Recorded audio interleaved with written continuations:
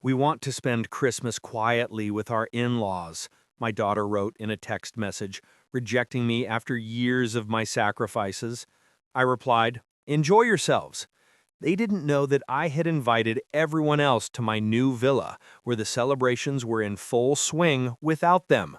When they saw the photos, they stormed into my villa and did something I never expected.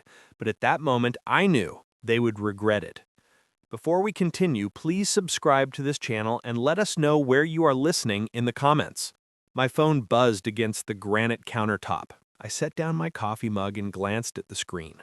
Jessica. A smile tugged at my lips. My daughter was finally responding about Christmas dinner plans. The words hit me like a physical blow. We want to sit quietly for Christmas with the in-laws. I read it again, then again. The morning sunlight streaming through my kitchen windows seemed to mock the darkness that had just invaded my perfectly planned retirement. My grip tightened on the phone until my knuckles went white. 30 years. 30 long years of being there for every crisis, every need, every want. The memories flooded back with brutal clarity. Her college tuition at Duke, $60,000 a year when she changed majors 3 times. Daddy, I really think psychology is my calling now. Then communications, then business. I paid every bill without complaint. The wedding to Ryan, my contribution alone was $45,000. We want it to be perfect, Dad. It's a once-in-a-lifetime day. I watched her dance in a dress that cost more than most people's cars, while Ryan's family contributed their blessing and a simple fruit tray. The house down payment last year, another $80,000. We found the perfect place, Daddy. The neighborhood is amazing for when we have kids. Kids that never came, but the requests to me never stopped. Every phone call started the same way. Dad, I hate to ask, but... Yet she never hated it enough to stop asking. Car repairs, credit card debt, vacation funds, home renovations, the list stretched back decades. And I gave, always gave. I walked to the window overlooking my landscaped garden. This villa, purchased just last month for $2.8 million, was supposed to be my reward, my sanctuary, the place where I'd finally host Christmas dinner in style, where my family would see what their father had built through decades of smart investments and careful planning. The cryptocurrency portfolio that made me wealthy while others called it gambling. The tech startup investments that paid off when others said I was too old to understand the market. The consulting business that thrived because I never lost my edge. But none of that mattered to Jessica. I was just a bank account with a heartbeat to her. Sit quietly with the in-laws. Translation, your money is welcome, but you're not. The hurt transformed into something colder, sharper. I'd spent enough years being taken for granted. It was time to show them what Christmas looked like when people actually wanted to be there. I pulled up my contacts and scrolled to William's number. My brother had always seen through Jessica's manipulations, though he'd held his tongue for my sake. Not anymore. I dialed his number. The phone rang twice before his familiar, gravelly voice answered. Arthur, perfect timing. I was just thinking about Christmas plans. William, I need to ask you something. I kept my voice steady, controlled. Are you and Elizabeth free for Christmas dinner? I'm hosting at the villa. Hell yes. Elizabeth has been dying to see your new place. What brought this on? I thought you were going to Jessica's. I glanced at the SMS still glowing on my phone screen. Change of plans. She's sitting quietly with the in-laws. The silence stretched for a few heartbeats. Then William's voice came back, sharp with anger. That ungrateful little... Arthur, you're right, but damn it, how long are you going to let her treat you like an ATM? Not anymore. The words felt foreign on my tongue, but right. Will you call Paul and Mary? Tell them they're invited too, and the Harrisons if they're in town. Consider it done. You know what? This is going to be the best Christmas dinner you've ever hosted. People who actually appreciate what you've done for them. After I hung up, I walked through my empty villa with new eyes. The formal dining room that could seat 12 with its handcrafted mahogany table and silk drapes. The chef's kitchen with its double ovens and warming drawers. The entertainment room with its massive fireplace and panoramic windows. This wasn't just a house, it was a statement, and it was time to make it. The next call went to James Anderson, my former business partner, who helped broker the Samsung deal that netted me 7 figures. Then Margaret Cole, who had been there when my startup went public. People who had witnessed my successes, not just my checkbook. James Anderson speaking. Arthur Sterling, I hope I'm not catching you at a bad time. Arthur, never a bad time for you. What's up? I explained the situation briefly. Christmas dinner at my place, close friends only, December 23rd at 6 p.m. James's enthusiasm was immediate and genuine. Are you kidding? Karen and I have been hoping for an invitation to see the famous villa. She's still talking about the housewarming photos you sent. Count us in. Absolutely. Each conversation reinforced what I'd forgotten. I had friends, real ones, people who valued my company, not my contributions to their bank accounts. I moved from the kitchen to my home office, pulling out a yellow legal pad to organize the menu. Prime rib, I'd order it from the best butcher in the city, roasted vegetables, twice-baked potatoes, Caesar salad, and Margaret's famous tiramisu if she agreed to bring it, wine from my cellar, the 2018 Cassis Cabernet I've been saving for a special occasion, and the vintage port I had acquired during a business trip to Portugal years ago. In the living room, I rearranged the furniture to create better conversation areas. The leather sectional angled toward the fireplace, additional seating pulled in from the formal living room. The villa's open floor plan was perfect for entertaining, something I'd had in mind when I bought it, though I'd pictured different guests. By 4 p.m., the catering order was placed. The house was ready, and my guest list was solid. 10 people who would appreciate both the food and the company. 10 people who saw me as more than a funding source. The afternoon had transformed my empty villa into something alive with possibility. Tomorrow night, this house would be everything I'd envisioned when I bought it. The doorbell chimed at exactly 6 p.m. the next day. Through the foyer windows, I could see William's familiar silhouette holding a bottle of wine and Elizabeth beside him with what looked like a covered dish. I opened the door to my brother's broad grin and Elizabeth's immediate gasp of appreciation. "Jesus, Arthur!" William stepped inside and looked around the 2-story entryway with its curved staircase and crystal chandelier. "Photos don't do this place justice." Elizabeth was already moving through the space, her eyes taking in every detail. "The millwork alone must have cost a fortune. And these windows," she gestured toward the floor-to-ceiling glass overlooking the gardens. "It's like something out of Architectural Digest." Before I could respond, car doors slammed in the driveway. James and Karen Anderson emerged from their BMW, followed immediately by the Harrisons' Mercedes. Within minutes, my foyer was filled with warm greetings, code exchanges, and genuine excitement. "Arthur, this is incredible!" Karen Anderson turned in a slow circle, taking in the space. "When you said you bought a place, I pictured something nice. This is magnificent!" The words hit differently than they would have coming from Jessica. These people weren't calculating what it cost or wondering what they could get from me. They were simply happy for my success. I led the group through the main living area, pointing out features I'd chosen carefully.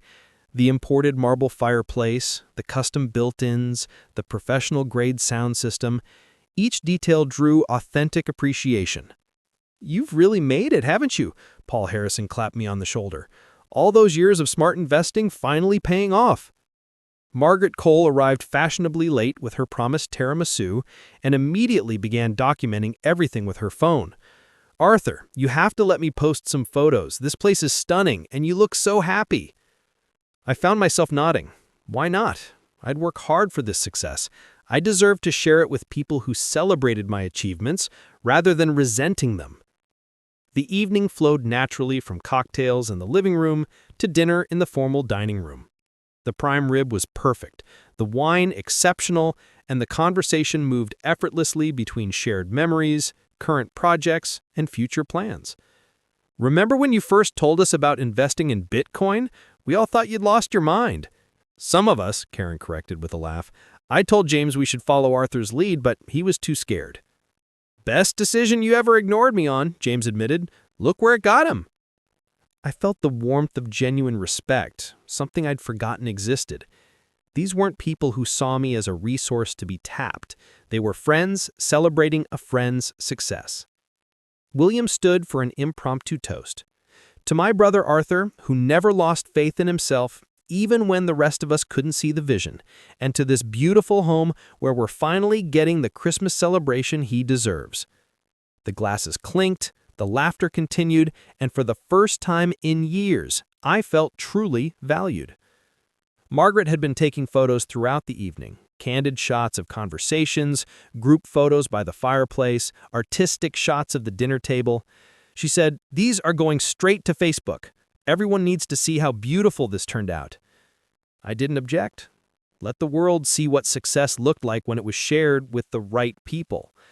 The party was hitting its stride when my phone began buzzing insistently against my leg. I glanced at the screen through my pocket and felt the familiar tightness in my chest. Jessica. I excused myself from the conversation and moved toward my home office, the sound of laughter and clinking glasses following me down the hall. I stepped into my office and closed the door. Hello, Jessica. What the hell is this? Her voice was sharp, angry. No greeting, no pleasantries. Margaret Cole just posted photos of some party at your house with William and everyone. I leaned against my desk, processing her tone. She'd seen the social media posts. It's Christmas dinner. You said you wanted to sit quietly with the in-laws. I never said that. The denial was so immediate, so defensive that I almost laughed.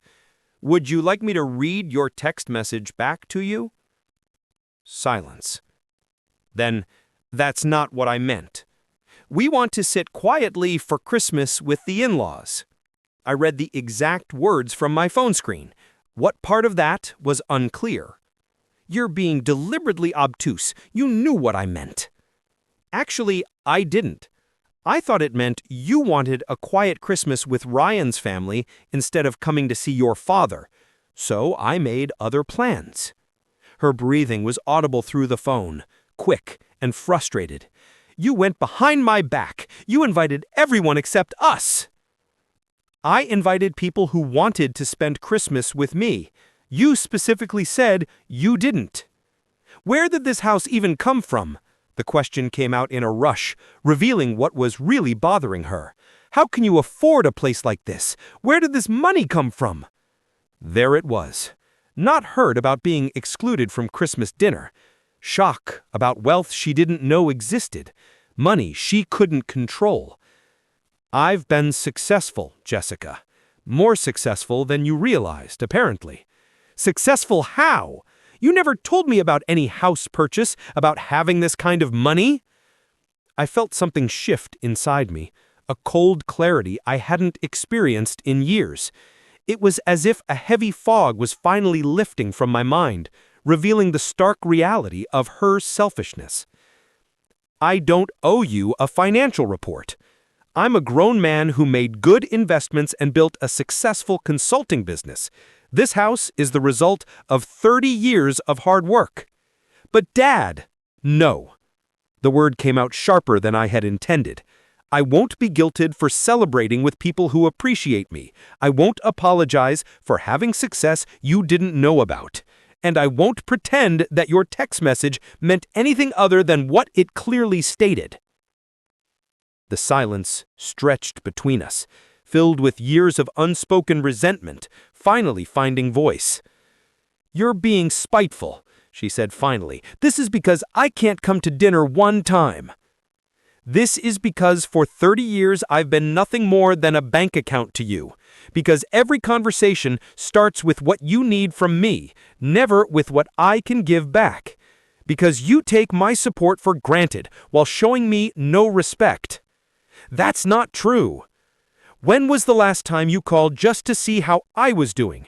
When was the last time you showed interest in my life that didn't involve what I could provide for yours? Another silence. Longer this time. I have friends here tonight who are genuinely happy for my success, who celebrate my achievements instead of calculating what they can get from them. This is what Christmas looks like when people actually want to be here. You can't just exclude family, because you excluded yourself. My voice was calm now, steady. You made your choice. I made mine. This isn't over, Dad. The threat in her voice was unmistakable. You can't just cut us out because you're having some kind of midlife crisis. The line went dead. I stood in the quiet of my office, phone still in my hand, processing what had just happened. Through the closed door, I could hear the continued sound of celebration, genuine laughter, animated conversation, the clink of glasses raised in authentic joy. For the first time in 30 years, I'd drawn a line, and it felt exactly right. I slipped the phone back into my pocket and opened the office door, ready to rejoin people who valued me for who I was, not what I could provide. But as I reached for the door handle, her words echoed in the quiet office. "This isn't over, Dad." The threat carried weight I couldn't ignore. Was I being too harsh? Too final? I stood frozen for a moment, phone heavy in my pocket like a stone of guilt. 30 years of fatherhood don't evaporate with one confrontation. I remembered teaching her to ride a bike, helping with homework, walking her down the aisle. That little girl had grown into someone I barely recognized. The sound of laughter filtered through the door, genuine, warm, uncomplicated. I straightened my shirt, checked my reflection in the window, and took a deep breath. Whatever came next, I wouldn't let Jessica's drama destroy what I'd built tonight. I opened the door and stepped back into the warmth of celebration. The contrast hit me immediately, the cold isolation of conflict versus this atmosphere of authentic connection. William noticed me first. His expression shifted from jovial host to concerned brother in seconds. "Arthur, everything okay?" I nodded toward the kitchen, and he followed me away from the other guests. The hum of conversation provided enough cover for privacy. "She called," I said simply. William's jaw tightened. "What did she say?" "She saw Margaret's photos on Facebook, accused me of going behind her back, wanted to know where the money for this place came from." I leaned against the granite counter where this morning had started. "She denied ever saying she wanted a quiet Christmas." "Of course she did." William's voice carried decades of frustrated observation. "Arthur, you've enabled this behavior for 30 years. She's not angry about Christmas. She's angry about losing control." "But what if I'm wrong? What if—" "Stop!" William gripped my shoulder. "She hung up on you, didn't she, after making threats?" I nodded.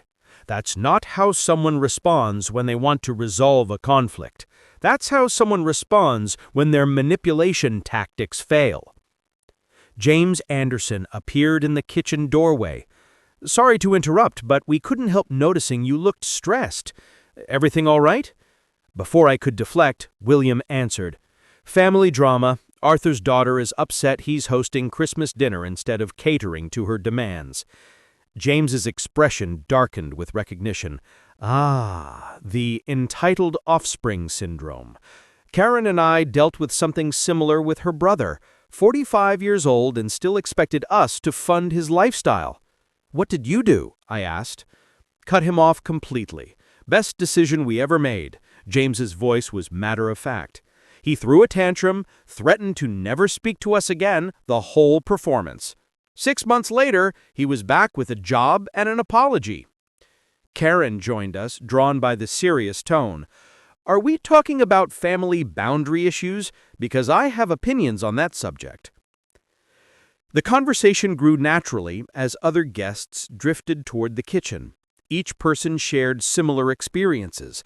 Adult children who took advantage, siblings who demanded support without reciprocation, parents who used guilt as currency. "The hardest part," Margaret said, "is accepting that love doesn't mean enabling. Sometimes the most loving thing you can do is say no." Paul Harrison nodded. "My father used to say, respect isn't inherited, it's earned. Applies to family just as much as anyone else." I felt something loosening in my chest. These weren't strangers offering platitudes. These were friends who'd watched me be taken for granted for years, who'd seen the pattern I'd been too close to recognize. "You don't owe anyone your dignity, not even your daughter," William said quietly. As the evening progressed, the earlier tension dissolved into renewed celebration. The conversation moved to lighter topics, but the support remained, wrapping around me like a safety net I hadn't realized I needed. Around 10 p.m., I was refilling wine glasses when I heard something outside. Car doors slamming, heavy footsteps on gravel. I glanced toward the front windows but saw only darkness beyond the landscape lighting. "Probably the neighbors coming home late," Elizabeth suggested when she noticed my distraction. I nodded and returned to hosting. But the sound nagged at me. The footsteps had been too deliberate, too angry for casual neighbors. The pounding started 20 minutes later. Not knocking, not ringing the doorbell. Violent, aggressive hammering that made the solid oak door shudder in its frame. Conversation stopped mid-sentence. Wine glasses froze halfway to lips. Every face in the room turned toward the front entrance with identical expressions of shock. "Open this door right now!" Jessica's voice cut through the night air like a blade. "I know you're in there!" My stomach dropped. She'd actually come here, actually driven across town to create a scene in front of my guests. The pounding resumed, harder now. Bang, bang, bang. "Jessica, lower your voice," I called through the door, moving toward it with measured steps. "We can discuss this civilly." "Don't tell me what to do!" Her shriek made several guests wince. "This is ridiculous! You can't just exclude family because you're having some kind of midlife crisis!" Ryan's weaker voice joined hers. "Come on, Arthur, just open up. We can work this out." I looked back at my guests, friends who'd come for a peaceful Christmas dinner and found themselves witnessing a family meltdown. Their faces showed everything from embarrassment to anger on my behalf. "I'm sorry about this," I said to the room. William stepped forward. "Don't apologize. You're not responsible for her behavior." The pounding intensified. My neighbors would hear this. The whole street would know about the Sterling family drama by morning. I reached for the deadbolt, knowing I had to end this before it escalated further. The moment the lock clicked, the door flew open with enough force to bang against the wall. Jessica stormed in like a hurricane, Ryan trailing behind her with the expression of a man who'd lost all control of his life. "How dare you!" She pointed a shaking finger at me, while scanning the room full of my guests. "How dare you throw some party and exclude your own daughter!" The living room fell silent, except for the tick of the mantel clock. 10 pairs of eyes watched my 32-year-old daughter throw a tantrum worthy of a toddler. "Jessica, you're making a scene." I don't care! She whirled around, taking in the villa's elegant furnishings, the crystal stemware, the obvious expense of everything around her. "Where did all this come from? How long have you been hiding money from me?" Margaret Cole stepped forward slightly, phone in hand. "Excuse me, but this is a private dinner party. You're being incredibly rude." Jessica's attention snapped to her. You're the one posting pictures on Facebook. This is all your fault." "I posted pictures of a beautiful home and a lovely evening with friends. Nothing inappropriate about that." "It was inappropriate because I wasn't invited." "You declined," I said quietly. "In writing." "That's not what I meant, and you know it." The absurdity of the situation was becoming clear to everyone in the room. Here was a grown woman, furious that her father had celebrated Christmas with people who actually wanted to be there. James Anderson's voice cut through the chaos. "Ma'am, you need to calm down. This is completely unacceptable behavior." "Don't tell me what's acceptable!" Jessica spun toward him. "This is between me and my father." "Not anymore, it isn't," William said, his voice carrying a warning. "You've made it everyone's business by barging in here and screaming." Ryan finally found his voice. "Maybe we should just go home." "No." She silenced him with a look. "I'm not leaving until this gets resolved." She pulled out her phone, fingers moving rapidly across the screen. "What are you doing?" I asked. She looked up with a smile that chilled me. "Calling the police. If you won't listen to reason, maybe they'll make you understand." The room erupted in shocked murmurs. My guests, successful, respectable people who'd done nothing but accept a dinner invitation, stared in disbelief. "The police?" Karen Anderson's voice was incredulous. "For what?" "For this." Jessica gestured wildly around the room. "For stealing family Christmas, for hiding assets, for elder abuse." The last accusation hung in the air like poison. I watched my daughter, phone pressed to her ear, preparing to weaponize law enforcement because her father had dared to celebrate Christmas without her permission. The sirens grew louder as they approached my quiet neighborhood. Red and blue lights began flashing through the villa's windows, casting an eerie glow across my guests' shocked faces. 2 officers emerged from the patrol car. A veteran, Sergeant Miller, with graying temples, and a younger officer, Officer Davis, carrying a tablet.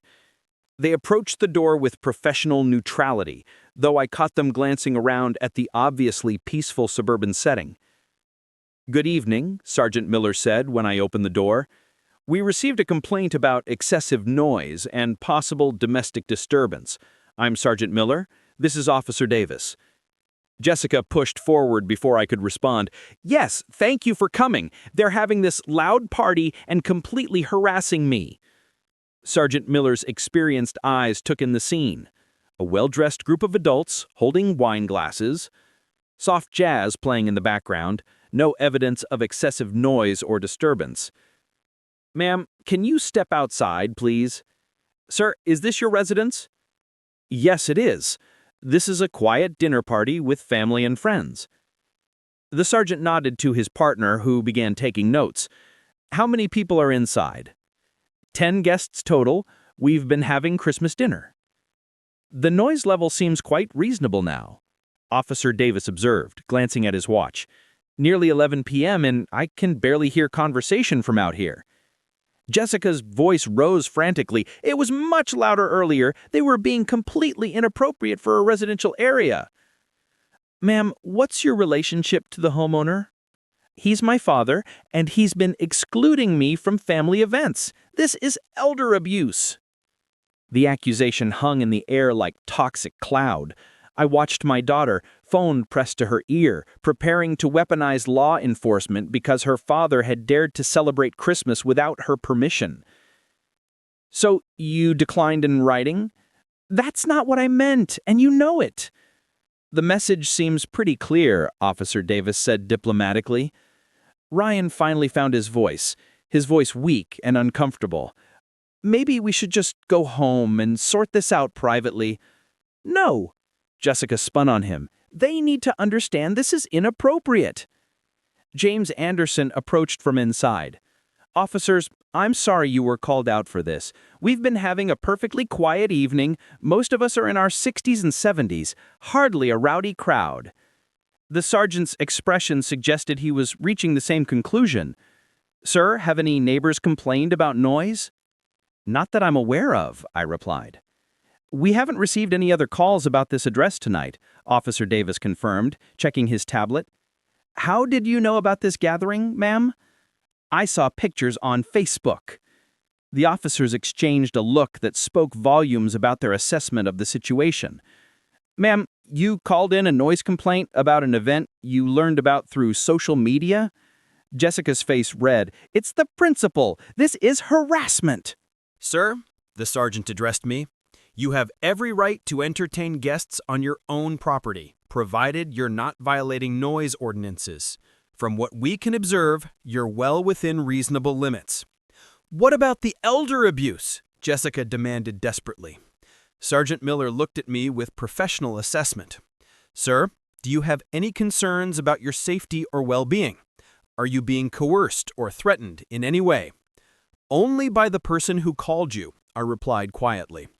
The officer's slight nod indicated he understood the real dynamics at play. Ma'am, filing false reports is a serious matter. We're going to need you to move your vehicle, which is blocking the driveway, and allow these people to conclude their evening peacefully. Jessica stared at him in shock, her manipulation having spectacularly backfired. "This isn't over," she said to me, her voice carrying less conviction than before. The officers returned to their patrol car, and I watched their red and blue lights disappear into the night. Jessica stood on my doorstep, deflated and humiliated. The police dismissal had shattered her confidence, leaving her looking smaller somehow, more vulnerable than I'd seen her in years. Ryan shifted uncomfortably beside her, clearly wishing he were anywhere else. "Jessica," I said quietly, "would you like to come in and talk privately?" She looked up with surprise, hope flickering in her eyes. Maybe she thought the police intervention had broken through my resolve. I led her to my home office while William shepherded the guests back toward the living room, giving us space for what needed to be said. Ryan remained in the foyer, studying his shoes like they held the secrets of the universe. "Dad," Jessica began the moment I closed the office door, "I need you to understand something." I settled into my desk chair and waited. "I never meant for things to go this far. The text message, I didn't mean it the way you interpreted it." "Help me understand what you did mean then." She paced in front of my bookshelf, gesturing as she spoke. "I meant we wanted a quiet Christmas morning with Ryan's parents, but I always assumed we'd see you later for dinner or something. You never mentioned dinner. You never asked about my plans. I thought it was understood. We always worked something out." I leaned back, studying my daughter's face. "Jessica, when was the last time you called me just to see how I was doing? Not because you needed something, but just to talk." She stopped pacing. "That's not fair." "It's a simple question." The silence stretched between us, filled with 30 years of unexamined assumptions. "You're twisting this around, making it about something it's not. What is it about, then?" "It's about you having this beautiful house that I never knew existed. It's about you having money you never told me about.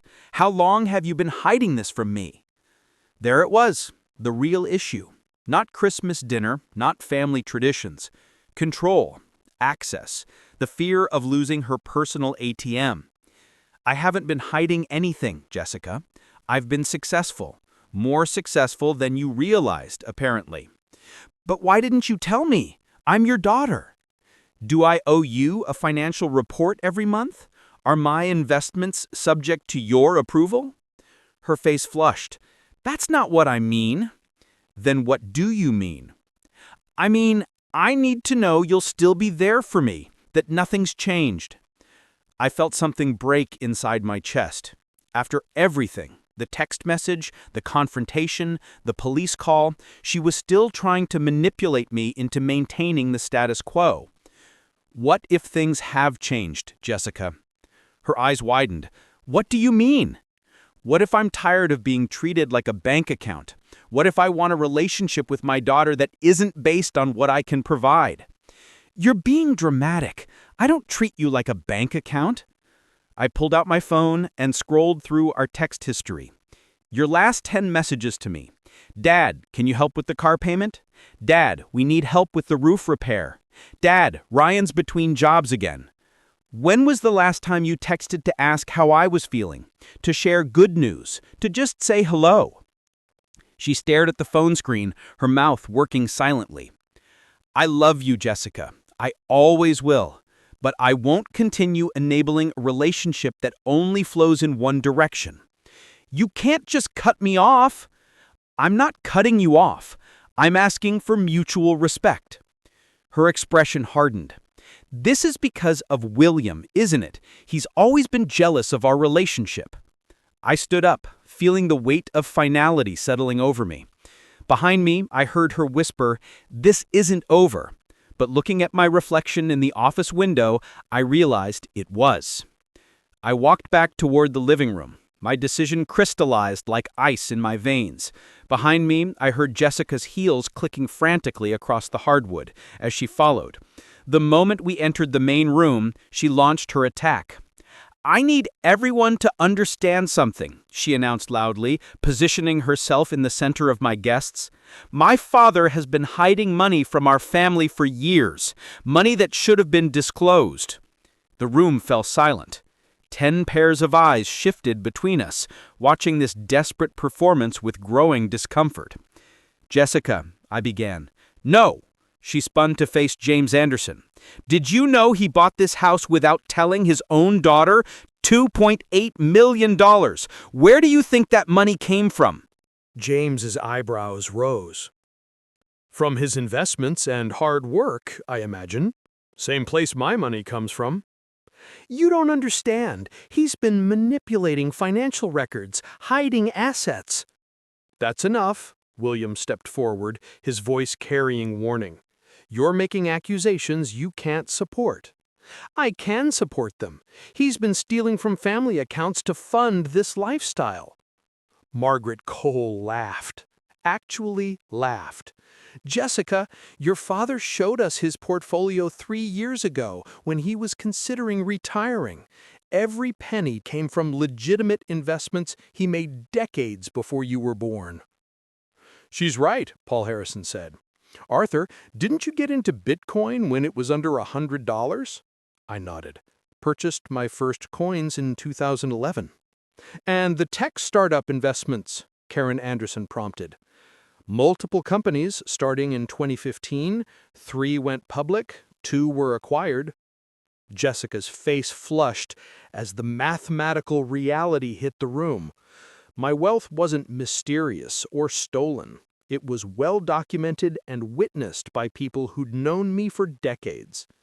But he never told me, she protested. Why would he? Elizabeth spoke for the first time, her voice cutting. You've never shown interest in his life unless you needed something from him. The brutal truth hung in the air. Even Ryan shifted uncomfortably, finally understanding how his wife appeared to others.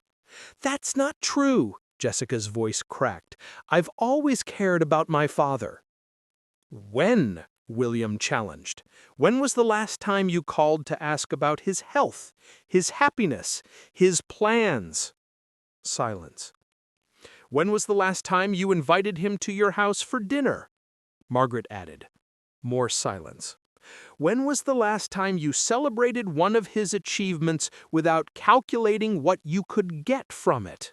James's question landed like a physical blow. Jessica looked around the room, seeing her isolation complete. Even her husband couldn't meet her eyes. You don't understand our relationship, she whispered desperately. We understand it perfectly, I said quietly, and that's the problem. I took a breath, feeling the weight of 30 years lifting from my shoulders. I want you both to leave my home and never return. The words dropped into absolute silence. Jessica stared at me as if I'd spoken in a foreign language. You can't be serious. I've never been more serious about anything in my life. Dad, you can't mean that. You're my daughter. You're a woman who has used me for 30 years without offering anything in return. Being my daughter doesn't entitle you to unlimited access to my resources or unlimited tolerance for disrespect.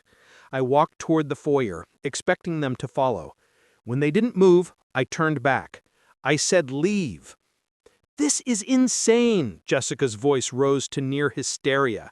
You're destroying our family over nothing. Over nothing? William's voice carried incredulous anger. You called the police on your own father for hosting a dinner party? You accused him of elder abuse in front of officers. You barged into his home uninvited and attacked him publicly. Each statement hit like a hammer blow. Jessica looked around the room desperately, seeking any supportive face. Ryan, tell them this is wrong. Her husband looked at her for a long moment, then at me. Jessica, we should go. You too? Her voice broke. You're taking his side too?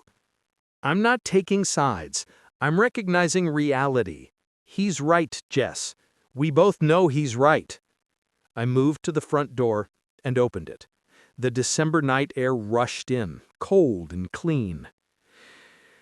I've spent 30 years enabling behavior that hurt both of us. I won't spend what time I have left being treated like a bank account with a heartbeat. I'll change, Jessica's voice turned pleading. I promise I'll be different. I'll show more appreciation. I'll call more often. You had 30 years to change, Jessica. Tonight proved you can't.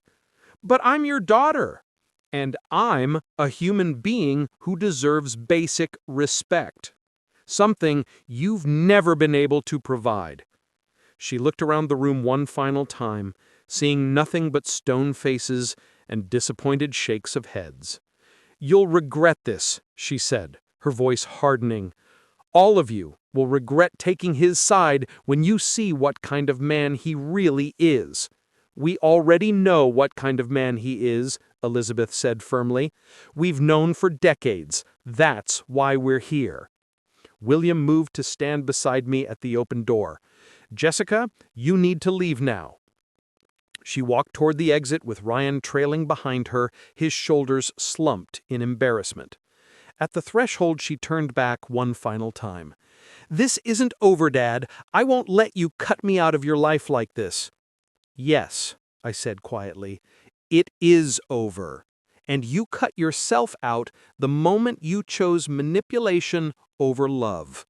I closed the door behind them and turned the deadbolt with a decisive click.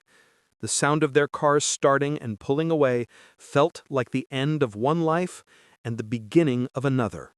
Behind me, I heard the quiet murmur of my friends, my real family, resuming their celebration. For the first time in 30 years, my home was filled only with people who valued me for who I was, not what I could provide. I had finally learned the difference between being used and being loved, and it felt like freedom. I stood in my foyer for a moment, my hands still on the deadbolt, processing the magnitude of what had just happened. 30 years of enabling, 30 years of walking on eggshells, 30 years of being treated like a resource rather than a person. The weight I'd carried for so long lifted from my shoulders like morning fog clearing from the mountains. The silence of the house was no longer empty. It was full of peace. A peace I had paid a high price for, but was worth every penny. When I turned back toward the living room, I found my friends waiting with expressions of pride and admiration I hadn't seen directed at me in years. Arthur, Margaret said quietly, that took incredible courage. James Anderson stood and began to clap slowly.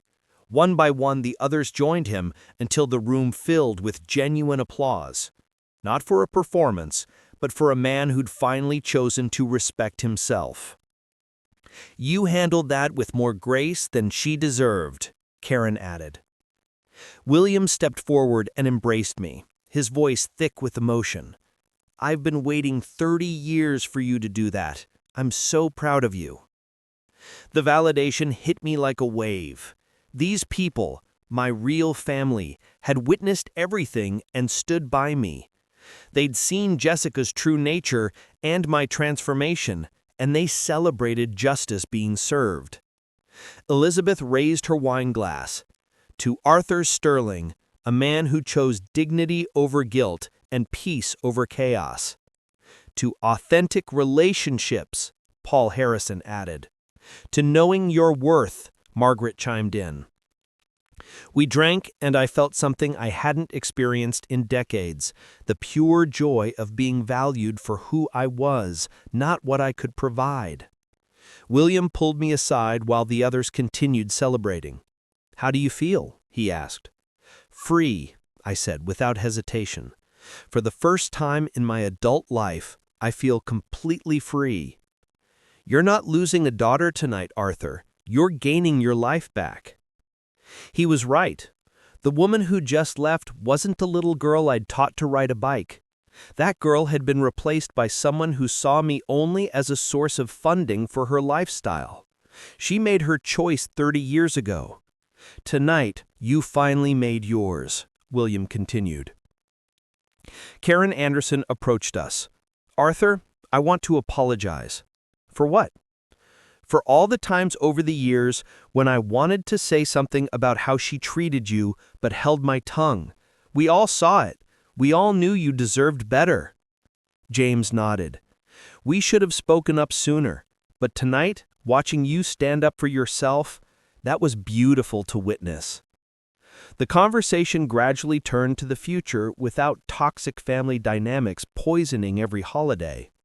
What would Christmas look like next year? What about New Year's Eve? My birthday? You should host New Year's here, Elizabeth suggested. A celebration of new beginnings. I'd love that. I realized I meant it. All of you here bringing in 2025 together, and your birthday in March. A proper celebration for a man who deserves to be celebrated. For the first time in years, I felt excited about future gatherings. No more walking on eggshells, wondering what mood someone would be in or what demand would come next. Just authentic relationships built on mutual respect and genuine affection. I can't believe I actually did it, I said, almost to myself. Believe it, William said firmly. You chose yourself tonight. You chose peace. Around 2:30 a.m., people began gathering their coats. The evening had been emotionally intense, and dawn wasn't far away. Thank you, I said to each person as they prepared to leave, for witnessing this, for supporting me, for being my real family. The hugs were warmer, longer than usual. These weren't just social obligations. These were bonds forged in truth and strengthened by justice. As the last car pulled out of my driveway, I walked back into my villa. Truly my sanctuary now. The house felt different, larger somehow, as if removing toxic energy had physically expanded the space. I walked through rooms that were finally completely mine. No guilt, no manipulation, no strings attached. In the kitchen where this journey had begun 18 hours ago, I made myself a cup of coffee and stood at the window overlooking my garden. The landscape lights still twinkled like stars, but now they illuminated possibility rather than just property. My phone buzzed with a text from Margaret. Thank you for showing us what real courage looks like. Sweet dreams, my friend. Then James, your home will always be a place of love and respect. Sleep well. And Elizabeth, call us anytime. We're your real family now. Each message felt like a warm embrace, confirmation that I'd made the right choice. I thought about my resources, the investments, the villa, the financial freedom I'd worked decades to achieve. For the first time, it was truly mine to enjoy and share as I chose. No more guilt about not being fair to someone who'd never shown fairness to me. I could travel now. Take that river cruise through Europe I'd always wanted to experience. Visit the vineyards in Tuscany, maybe take a cooking class in Paris. The world felt open in ways it hadn't since I was young. Or I could stay here and create the kind of home I'd always dreamed of, one filled with laughter instead of tension, appreciation instead of demands, love instead of obligation. The eastern windows began to glow with the first hint of dawn. Christmas Day was beginning, and for the first time in 30 years, I was genuinely excited about the holiday. No walking on eggshells, no careful gift selection to avoid criticism, no calculating how much money would be enough to keep the peace. Just the simple pleasure of celebrating with people who wanted to celebrate with me. My phone rang, William checking on me. How are you holding up? I answered honestly. Better than I've felt in decades. I keep waiting for the guilt to hit, but it's not coming. It won't. Guilt requires wrongdoing, and you did nothing wrong tonight except protect your dignity. I think I'll spend Christmas Day alone. Not lonely, Alone. There's a difference. There absolutely is. And you've earned the right to peaceful solitude. After we hung up, I stepped onto my terrace as the sun crested the horizon. The December air was crisp and clean, carrying the promise of new seasons ahead. At 63, I was finally beginning my authentic life. The years ahead stretched before me, filled with possibility rather than obligation, respect rather than exploitation, joy rather than guilt. I thought about calling that travel agent later today, maybe booking a trip to Ireland for St. Patrick's Day or Australia for their autumn. The freedom to make plans without consulting someone else's emotional calendar felt revolutionary. As the sunrise painted my villa in gold, I realized this wasn't just Christmas morning. It was the first day of my real life. I had chosen dignity over duty, peace over chaos, self-respect over family obligation. And it felt like coming home to myself after a lifetime of being a stranger in my own life. The best gift I ever gave myself was the courage to demand the respect I'd spent 63 years earning. Christmas had finally come home. If you liked this story, please like this video, subscribe to this channel, and share your impressions of this story in the comments. To listen to the next story, click on the box on the left. Thank you for watching.